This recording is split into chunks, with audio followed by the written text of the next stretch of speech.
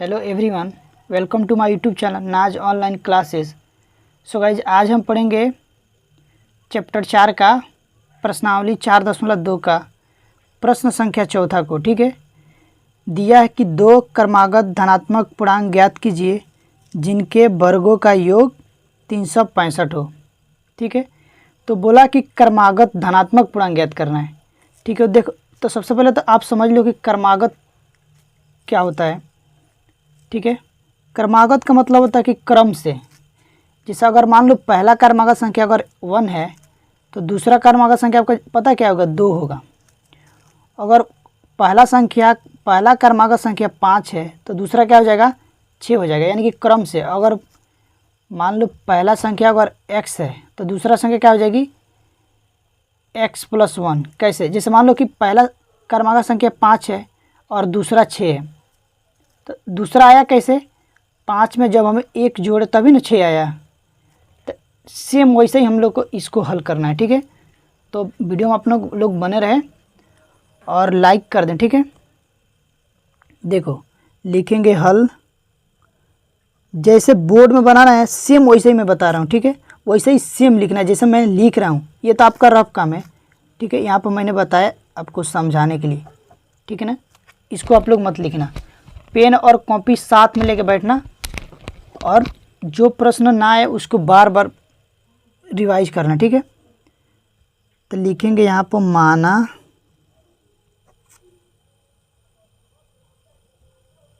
पहला धनात्मक पूर्णांक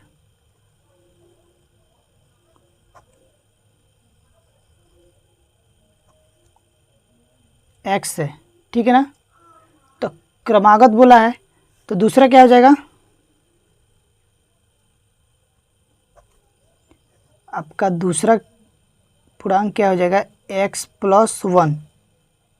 कैसे बताएं ना आपको, अगर पहला x है तो दूसरा ऑब्वियसली x+1 ही होगा,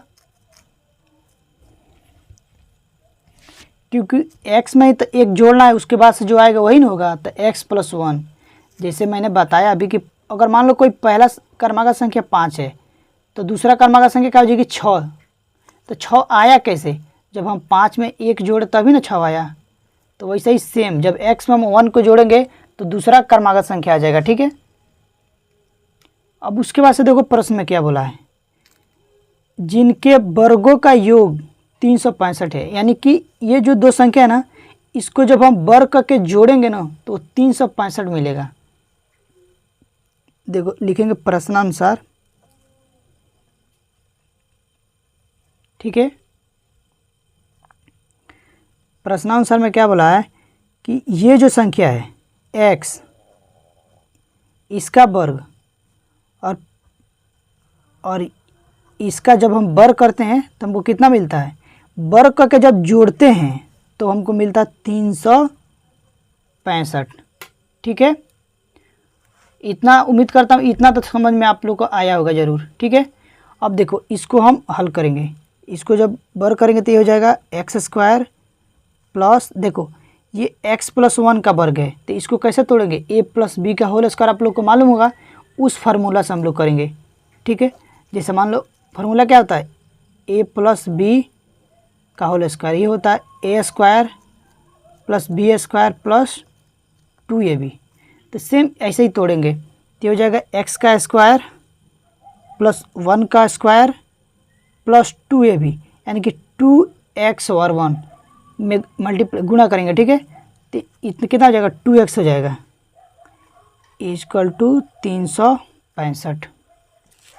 ठीक है, अब देखो यहाँ पर भी x² है, यहाँ पर भी x², दोनों प्लस में तो इसको जोड़ देंगे तो ये हो जाएगा आपका 2x² प्लस, यहाँ पर देखो 2x है, 2x + 1 और ये 365 इधर प्लस में, इधर आके क्या हो जाएगा, माइनस में हो जाएगा। ठीक है, = 0। अब देखो ये हो जाएगा आपका 2x² + 2x, 365 में से एक जब घटाएंगे तो कितना आएगा, 300 माइनस में 364 = 0। अब देखो दोनों में तीनों में कॉमन दिख रहा है, तो क्या हम लोग करेंगे, लिखेंगे दोनों तरफ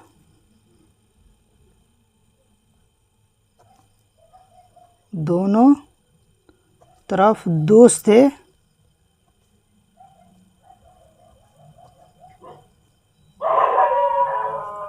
भाग,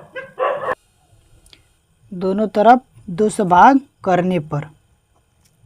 ठीक है गाइज, बैकग्राउंड में कुत्ते लोग का आवाज़ आएगा, उसको आप लोग इग्नोर करना और पढ़ाई पर फोकस करना। ठीक है, तो देखो यहाँ पे है 2x², बट भाग करेंगे 2 से।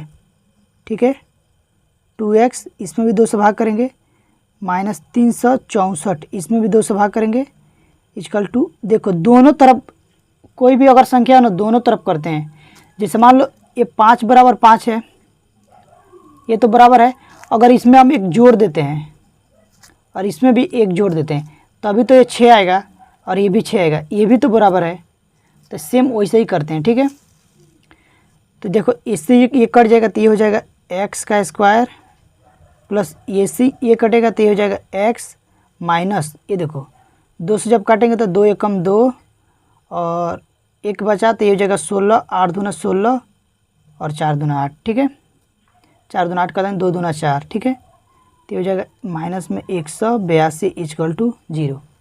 अब देखो, अब एक इक्वेशन मिल गया आप लोगों को, इसको गुणनखंड विधि से हल करेंगे और हमारा आंसर आ जाएगा। देखो तो गुणनखंड विधि कैसे करते हैं, तो गुणनखंड विधि को करने से पहले क्या करते हैं, इसको एक साथ गुणा कराते हैं, x² गुणे -182।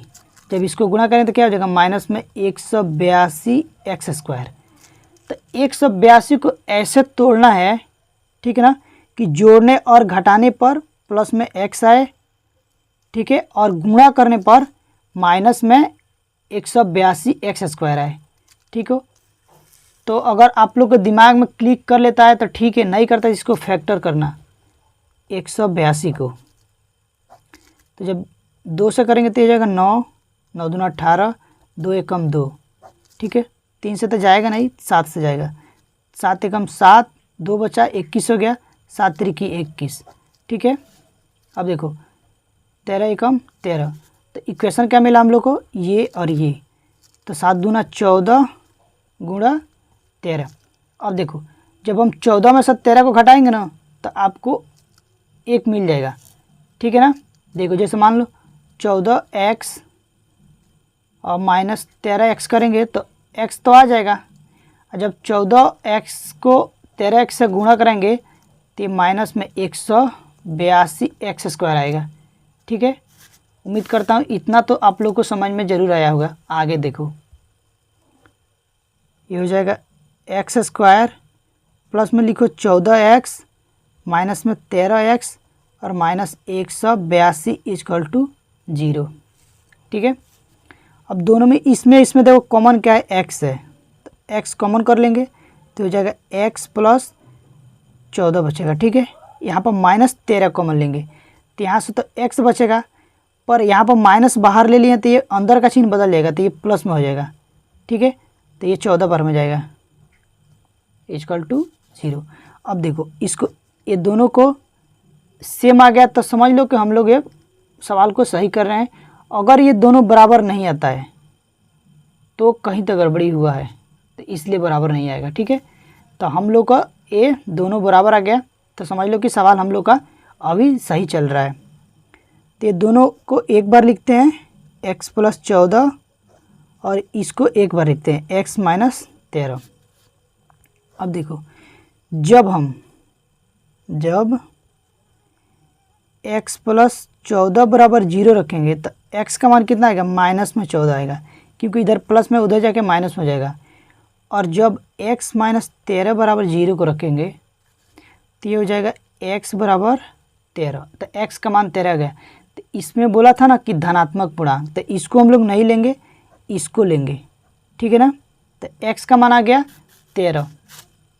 अब देखो तो पहला धनात्मक पूर्णांक कितना हो जाएगा, 13, और दूसरा क्या हो जाएगा, तो यहाँ पर x का मान रखेंगे 13 प्लस 1 इक्वल टू 14 हो जाएगा।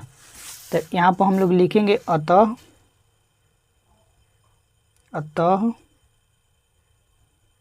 पहला क्रमागत